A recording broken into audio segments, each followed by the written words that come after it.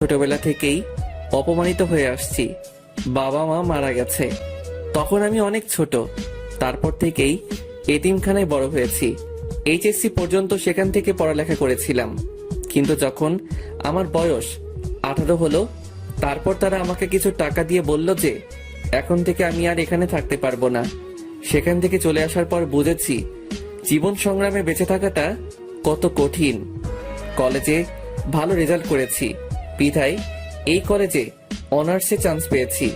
আমি পারভেজ, আর এই দুনিয়ায় আমি শুধু একা, কেউ নেই আমার। কলেজে গেট দিয়ে ঢুকে সামনে যাইতেছি, তখনই কেউ একজন ডাক দিল। সামনে যাওয়ার পর বলল, কলেজে নতুন নাকি? জি ভাইয়া, নতুন। নাম কি? পারভেজ। তোমাকে দেখে তো ভদ্র মনে হয়, কিন্তু তুমি এই বিয়াদবিটা কি করে করলা? আমি কি করেছি ভাইয়া?